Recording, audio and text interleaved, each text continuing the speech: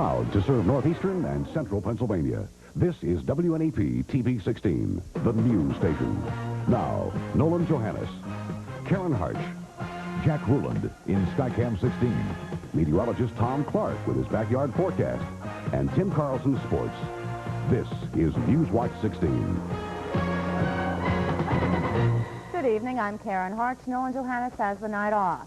The city of Scranton is in danger of losing $100 million worth of downtown development. Plans to turn Steamtown, USA into a National Historic Site could send plans for a shopping mall down the tubes. Newswatch 16's Bob Reynolds is live now at Steamtown where the controversy centers. Bob? Well, Karen, the area you see behind me, or some of this area right here, developer Al Boskov wants to use for part of his mall project. He also wants to use this area beyond this concrete wall as an area for parking. Now, the National Park Service wants to take this area beyond this wall and use it and utilize it as a working rail yard for the Rail Museum, Steamtown, USA.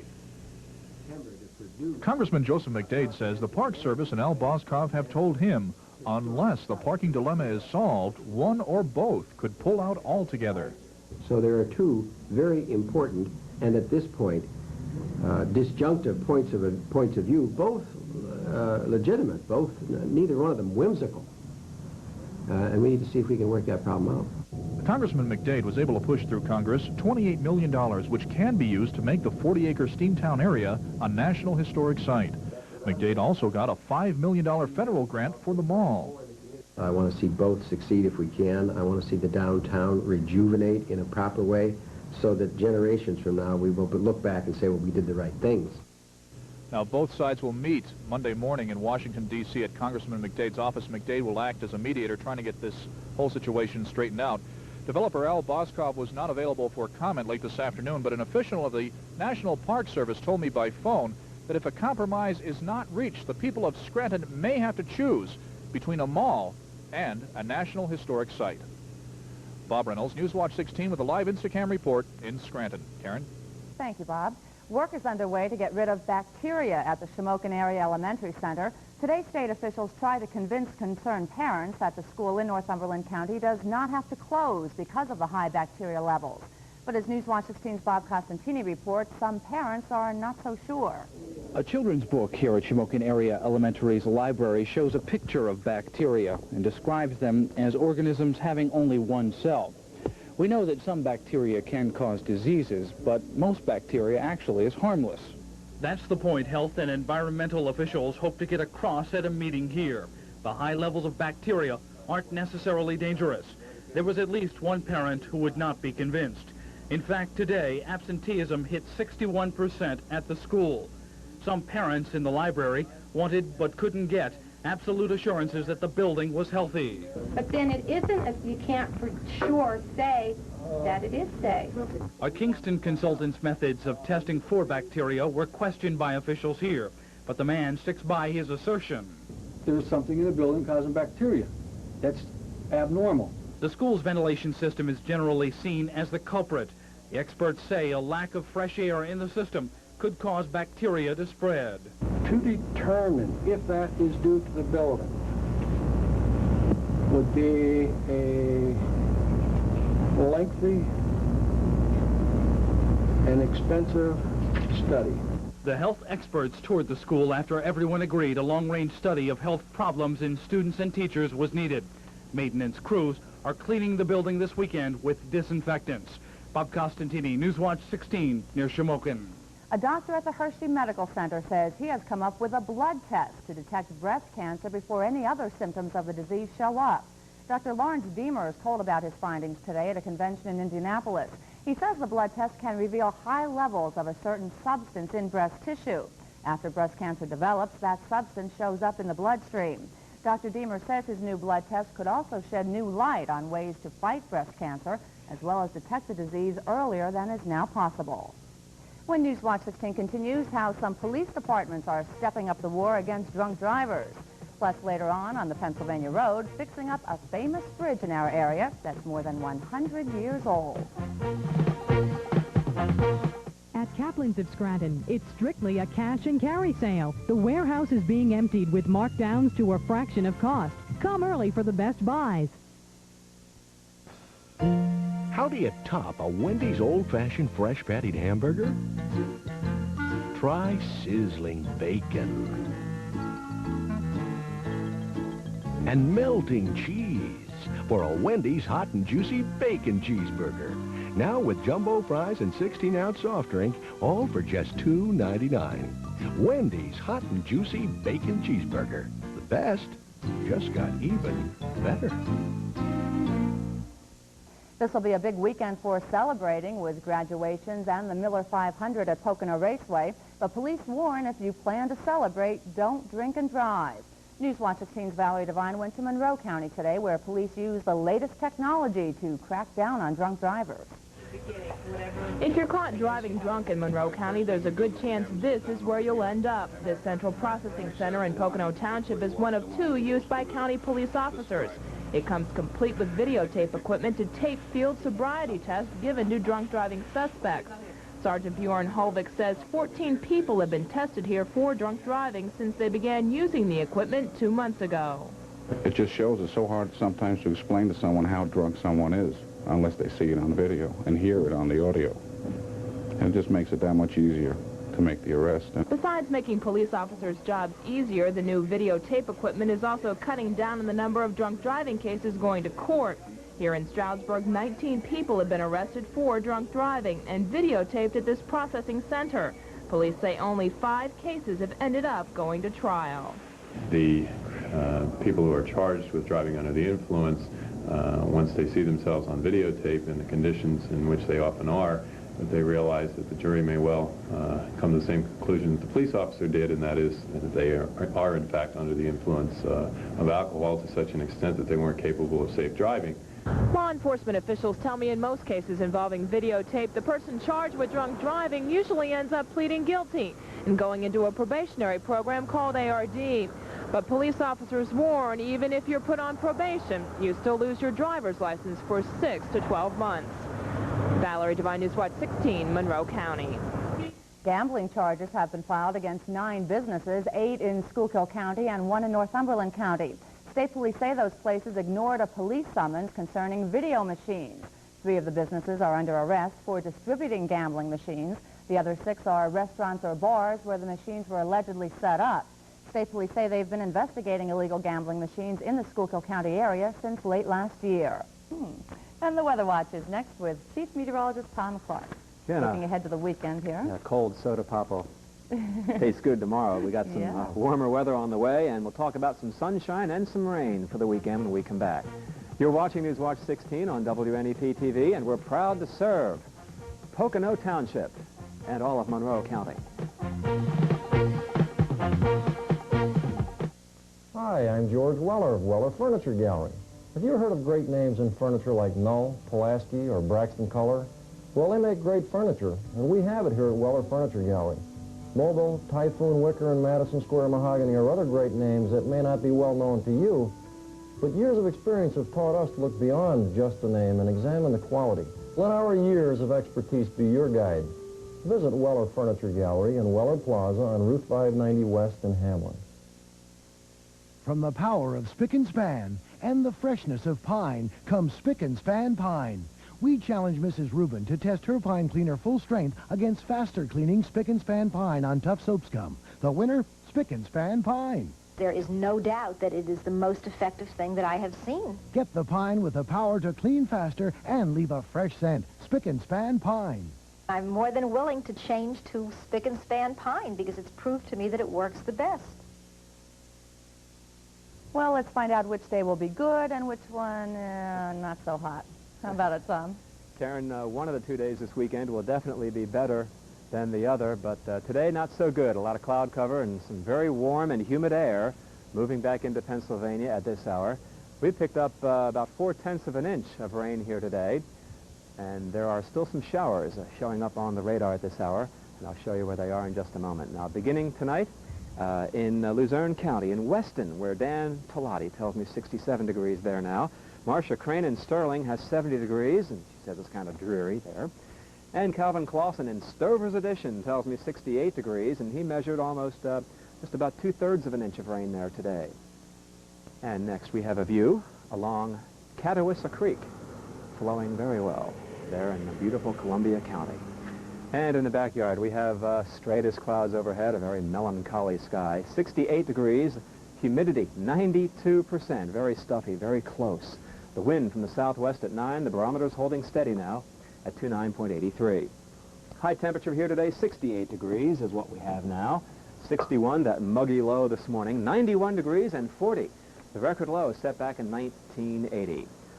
On the Skywatch 16 Doppler radar, we are picking up what looks to be a rather hefty shower crossing over the southern border of Lackawanna County towards Gouldsboro in the Poconos. Now that shower developed in the last 15 minutes, so it's kind of an unstable atmosphere, and showers developing in just a matter of minutes this evening. These showers moving off to the east, and could be a little bit of thunder with that one there, and some more showers down there in Berks County. But elsewhere, for the most part, it's not raining now, and just some widely scattered showers this evening. So I think for most of the outdoor graduation ceremonies, the weather should cooperate. And congratulations to all the seniors. Here's our cloud photograph coming up next.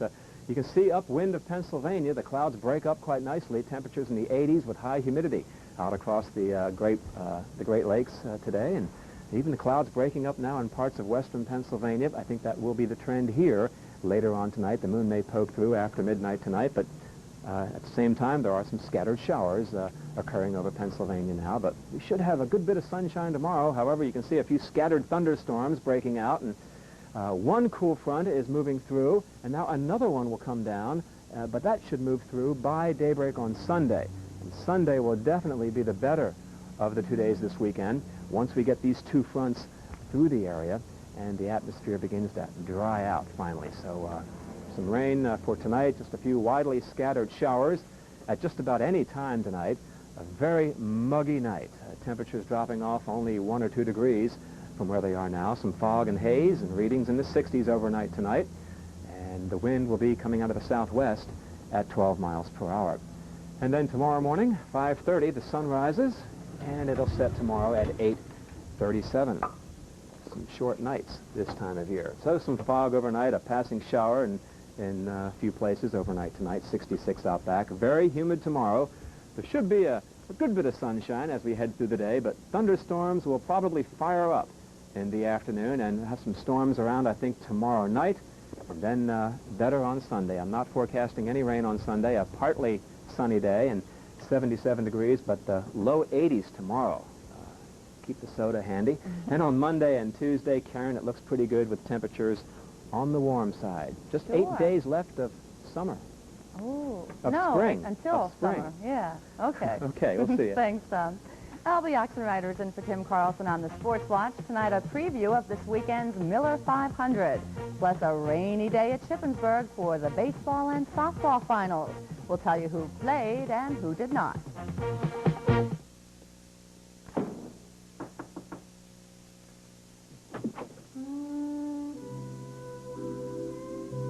Hi, I just moved in next door, and I was wondering, could I borrow a Diet Pepsi? Diet Pepsi? Sure. Come in. Don't move. Yes. How about something else? No, that's okay. Listen, if you don't have a Diet Pepsi... No, I got it. Chasing down a dream. Turning up my engine. Attention screen.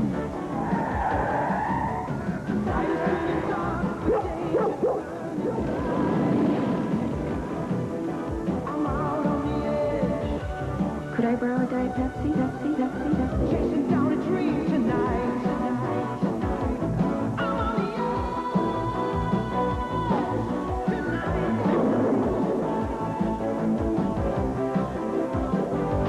You okay in there? Here's your Diet Pepsi. That must be my roommate, Danny. Danny? Hi, I'm Danielle. You got another Diet Pepsi? Sure. Diet Pepsi, the choice of a new generation. Rainy days and Fridays are not good for playing ball. No, definitely not. In fact, that threw a little lump into our schedule today. Yeah. we had some problems, but we got it all together as things cleared up in the afternoon. Earlier today, Minersville girls were supposed to play in the AA state championship game, but that was rained out and rescheduled for next Tuesday. In fact, it rained most of the day down at Shippensburg, but this afternoon, it did stop long enough for the Williamsport girls to go after the AAA title. Sports Watch 16's Tom Tidy has more. The weather delayed the start of Williamsport's game with Bethel Park by 30 minutes, but when things finally got underway, the pitchers took immediate control. Scoreless through 7, the game went extra innings, with the Millionaires breaking the tie in the top of the 9th. Williamsport's Tammy Packer singled to start the inning. Then, after a sacrifice bunt and a pinch runner, Val Gare smacked a 2-out pitch to center field. Megan Collins came around from second to score, and Williamsport led 1-0. Sharon Nichols then struck out Sandy Cap for the final out, a fantastic way for Nichols to end the game and celebrate her 18th birthday. The final score, Williamsport 1, Bethel Park 0. Were you getting tired out there? Yeah, but I had the drive. I knew my team was behind me, and I had confidence in them, and I had confidence in myself, and I think that helped a lot. Her confidence was really high going into today's game because yesterday she pitched so well. So she was confident today. With the win, Sharon picks up her 13th victory of the year on her 18th birthday. But more importantly, Williamsport wins its first state championship. Tom Tidy, Sports Watch 16, Shippensburg University. Very rainy day, and let's hope the rain stops over the weekend because all the big-name NASCAR racers are in town for the first big weekend of the year at Pocono. It's the Miller High Life 500. The all-time leading NASCAR money winner, Darrell Waltrip, is still winless in '87. He had his problems in 11 starts this year, but Waltrip had more to worry about this year than just racing. One of his big challenges has been getting a new racing team, as he told Jay Christopher. This team was started from scratch. I mean, everything you see, this truck, these cars, these people, were all put together in a short period of time. And I guess that's probably been the biggest headache we've had, is just trying to get everything to work properly. Last year, Tim Richmond won both NASCAR races at Pocono, and after an illness over the winter, he's back and ready for defense of his 2 wins. Sports Watch 16 will have complete coverage of the race all weekend.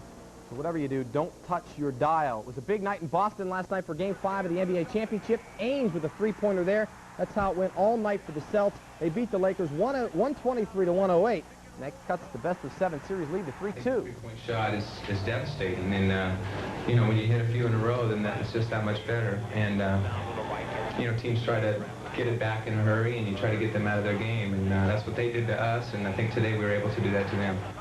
Game 6 will be Sunday in L.A. It's a big week in the life of former heavyweight champion Larry Holmes of Easton. This weekend, Holmes will debut his new rhythm and blues rap routine at the Sands Hotel and Casino in Atlantic City. And then on Monday night, he'll be in Gentleman Jerry Cooney's corner when Cooney fights Michael Spinks. But the excitement doesn't end there. Last night, Holmes put his musical talents to work in front of a nationally televised audience on Late Night with David Letterman. And once again, Sports Watch 16 has gone the extra yard to bring you the songs you want to hear. Let's sit back, relax, and enjoy one more classic by Larry Holmes.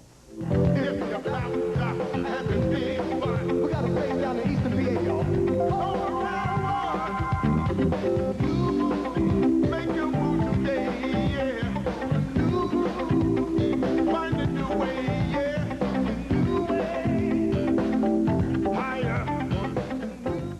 What a voice. Oh, yeah. Has a good beat and easy to dance to. I think he's on to better things now. Oh, yeah. Thanks. All right. Well, tomorrow's a big day for an historic bridge in our area. Mike Stevens will tell us about the famous span, its builder, and the celebration next from the Pennsylvania Road. The tents are up and the prices are down. It's the fabulous Olds Friends tent sale, the biggest tent sale in northeastern Pennsylvania's history. All 24 Olds Friends dealers have slashed the prices on every Oldsmobile in stock. It's your last chance for this big a selection of discounted new Oldsmobiles with the most incredible deals of the year. Under the tent, that's where you'll find the best of the action at every Olds Friends dealer. But hurry, it's 8 days only. Don't miss it. We are Olds Friends dealers. Sir, have you made a choice? We have here one cola beverage which in the universe of taste virtually eclipses the other cola. You chose Pepsi. This is a fact which is neither startling nor surprising. The taste of Pepsi is unrivaled. Please, let me get a word in edgewise, if you would, due to the billions and billions of Thank you. Would you like to take that with you? Bubbles. Pepsi, America's choice. Look for the Pepsi Taste Test booth in your area and let your taste decide. finally, tonight there is what you can call a grand reopening plan for tomorrow in Pike County. Mike Stevens gives us a look at the new old bridge that John Roebling built from the Pennsylvania Road. Around Lackawaxen and across the Delaware River in Minisink Ford, New York, they call this a bridge. It looks like one, carries cars and people like one. But John Roebling never intended it as one when he built it back in 1848. Now, if I were standing here almost 140 years ago, I'd be standing in water up to about here, dodging canal boats, because the Roebling Bridge was the Roebling Aqueduct back then.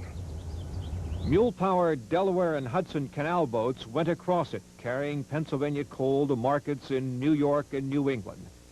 The boats weighed 140 tons and, at 14 feet wide, allowed only 1.5 foot clearance on each side.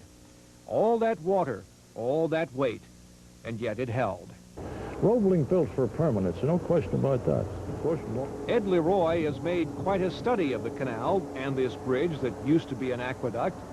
Ask him what held it up, and he'll tell you the secret is in the suspension. Roebling's idea was to lay the cable, lay the wiring in place, and then bind it together so you get one cylindrical cable. Makes it much stronger, and that's the way the Brooklyn Bridge is built. But Roebling's idea wasn't good enough to save the canals. The railroads did them in. The aqueduct was drained and became a toll bridge. It held over the years, but the weather and the river gave it quite a pounding. The timber portions of it were very badly deteriorated. The cable was a lot rusted, and much of the wrapping wire was missing. And there was substantial damage to the masonry portions of the bridge, particularly to the piers. But if you looked at Roebling's Bridge today, you'd hardly know that. The National Park Service bought it in 1979 and has seen to it that the bridge is completely restored. Section by section, the bridge was stripped to its skeleton, and piece by piece was put back together again. If you think they built things better in the old days, you may be right, at least in the case of John Roebling's span. It was all built by hand, and it just amazes me because it's taken us 3 seasons of construction to get it to this point, and I know that Roebling and the workers did it in 2 years' time.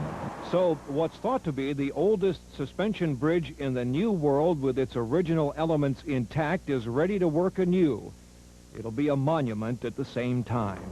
Everybody who's come here and spent any time at all has really been captivated by the bridge, and I guess just the genius of Roebling, which is evident here. I'm Mike Stevens, Newswatch 16 on the Pennsylvania Road in Lackawaxen.